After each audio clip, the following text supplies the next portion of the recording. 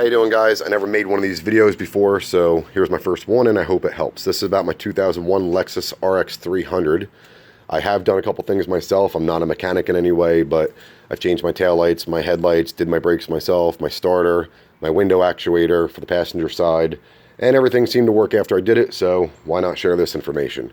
So this is the Air Door Actuator. This has to do with if your airflow is not coming out the correct vent. For instance, last night I went to turn on my defroster and it wasn't working. It was only coming out the main vent. So I Googled it and this is what I found. This is the part that you're going to need, which is on Amazon for $113. I prefer to buy it on Amazon because I'm a Prime member. And if I have a problem with something, I just return it. They give me my refund, and that's it. So now I'm going to show you how to get to the part, where it is, and how to get the diagnostic for it. Okay, so like I said, this is my first video. I'm trying to be as quick as informative as possible, but first you got to do is take out the glove box. You're going to take out a Phillips screw here, a Phillips screw here, a 10mm bolt here, a 10mm bolt here. You're going to pry down on the glove box, push it down. You're going to see this little connection right here, which is attached to the glove box, and all you're going to do is pop the whole thing off from right there. That's it. Once you pop it off, then it's just going to hang there, and you can take out the glove box, put it in your garage, whatever you want to do with it, keep it out of your way. Once you get underneath there, you're going to see this is attached like so. There is just a flathead screw right there. You quarter turn it, pop it out, and then put that off to the side. This here is also attached. This is, I guess, what puts the air on your feet. So that is attached there. There's only 3 screws. You're going to take out this screw first, then this screw. Then this screw here, you only gotta take it out, I don't know, about 3/4 of the way, sorry. And you're gonna need a very short stubby screwdriver to get to this one. Now the part that we're talking about is this one right here, which I showed you the part number. And this is actually mounted to the side like that and controls this here and this here, which is the direction of your airflow. Again, this is the part. Now I'm going to show you actually how to get the diagnostic for it. What you're going to do is you're going to take your key. I have a different kind of key. I upgraded that one. So you're going to take your key, you're going to put it in your ignition. Then you're going to hold down this button, which is your, I guess, your inside air or whatever it is, and your auto button. You're going to hold those down for about 3 to 5 seconds. While holding those, you're going to turn on your vehicle. I'm going to do that, and then I'll show you what it looks like. So your screen is going to pop up, and it's going to look like that. Then it's going to show 21, 33, 43. Well, I don't know what yours is going to show. I'm going to tell you what I found out. 21 has something to do with a solar sensor. I don't know. It might be because I changed my headlights because my my stock HIDs went bad. So instead of me spending all this money on getting the new part and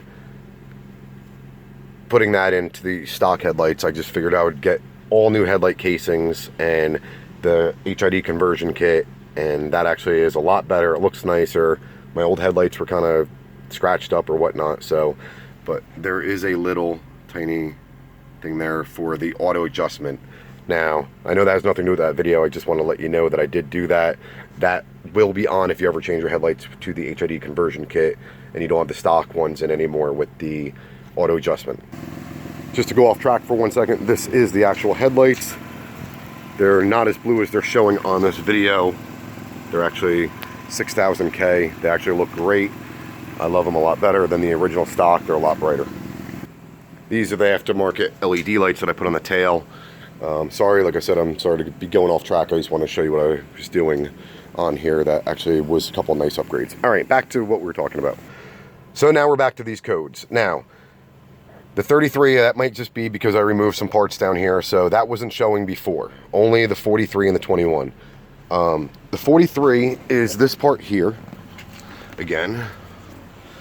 So last night when I turned on the heat or air conditioner, I couldn't get any air to come out through the defroster or the floor. So like I said, I Googled it and this is what I came up with. If I actually turn it on right now, click off to get rid of the codes.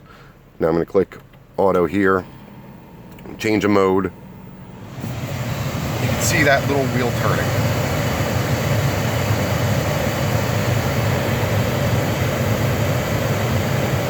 And that there is what controls this here. And now if I bring this down, it's going to change the airflow to my upper vents.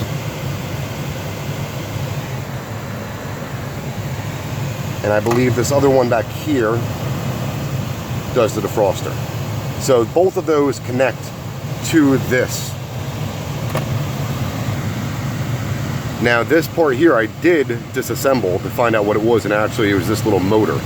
So when I turned this wheel, it actually was doing what it needed to be doing.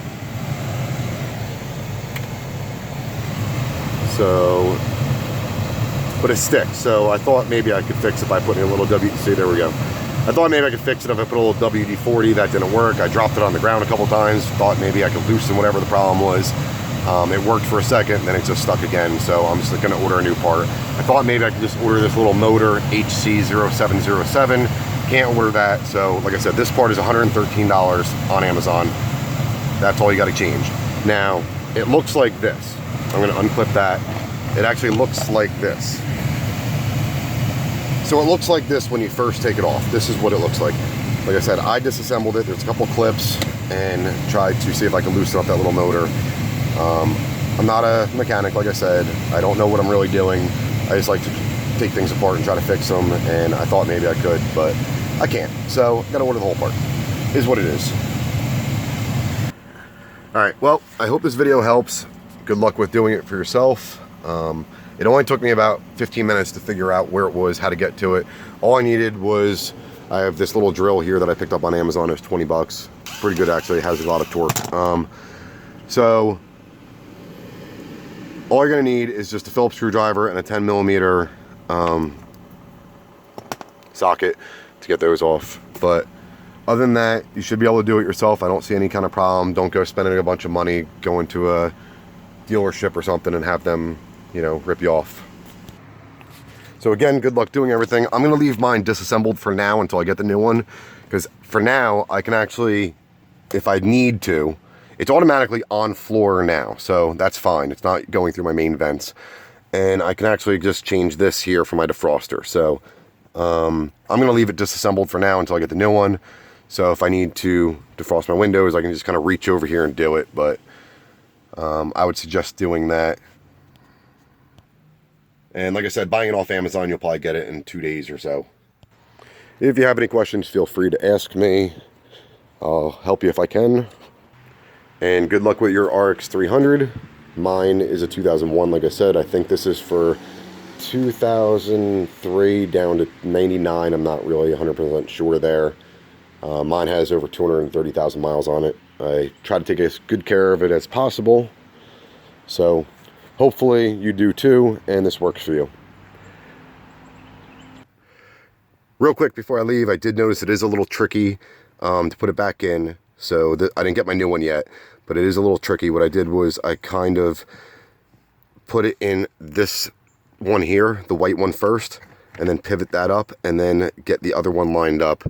And then once you have that one lined up, then you can screw it in. So just make sure you put it back in the right way. Last thing, there was 3 screws in here. When I was removing it, I did break the back one, the back little plastic part that holds this on, but it looks like by putting just the front 2 in, you should be okay. It's just that one in the back is very hard to get to because it looks like this pipe is here. So it actually is right here. I had a problem getting to it. Maybe you'll have a better luck. I didn't worry about that. I snapped it off. It's right here, you can see. But it seems to go on fine without it. It bolts on pretty securely right there. All right, well, that's it. Good luck and happy Lexus driving. Hey, one more thing about this key, because I know some people might ask about where I got it and then if it was a pain in the ass to get. I actually ordered it on eBay.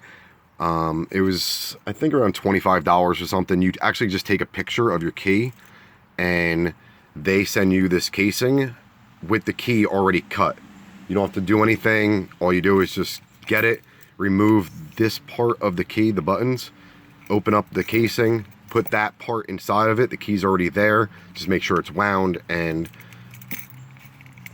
you can have this flip style key. I actually love this key. I have 2 of them and never had a problem with it.